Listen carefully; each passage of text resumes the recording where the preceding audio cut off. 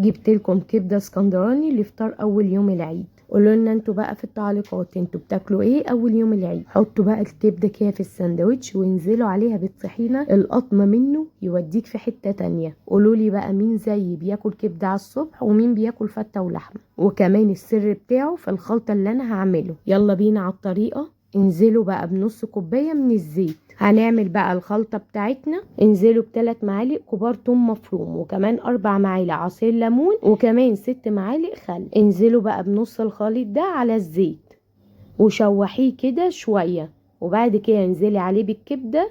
واحنا هنا حطينا كيلو من الكبده، وعايزه اقول لكم ان الكبده ما بتتغسلش. انزلي بقى عليهم بالكبده لغايه اما تتشوح ويبقى لونها بني، واول بقى ما تقلب للون البني انزلي عليها بملح وفلفل اسود وكمون وكزبره، وكمان رشه بسيطه من البابريكا ورشه بسيطه من الشطه. قلبي بقى الكلام ده كله مع بعضه لغايه اما يدخل في السوا، وقرب خلاص ما هيكون استوى هنكون مجهزين نص كيلو من الفلفل الرومي مكعبات صغيرة، وممكن كمان نكون مقطعين معاه فلفل حار بس ده اختياري. وطبعا مش ناسين النص التاني من خلطة الثوم والليمون. وعايزة اقولك عزيزي المشاهد، ليه مش بتعمل لايك او اشتراك؟ لو حابب يوصلك كل جديد مني اعمل اشتراك وفعل الجرس عشان يوصلك كل جديد. وطبعا ما تنسوش في الايام دي نصلي على النبي كتير عليه افضل الصلاة والسلام. انزلوا بقى بنص الخليط بتاع الثوم والليمون، وانزلي كمان بالفلفل وقلبيها بقى لغاية ما ياخد التسوية الكاملة.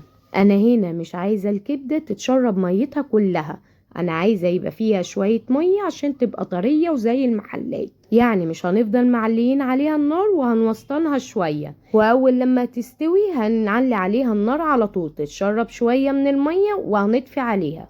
ايه رأيكم بقى في الجمال ده؟ مش محتاج غير سندوتش حطي فيه الكبدة وانزلي عليه بالطحينة. انا كده قلتلك كل تركات المحلات، بجد طعمه وريحته رهيبة. كل عيلتك لو دقوا الطعم ده هيطلبوه منك على طول.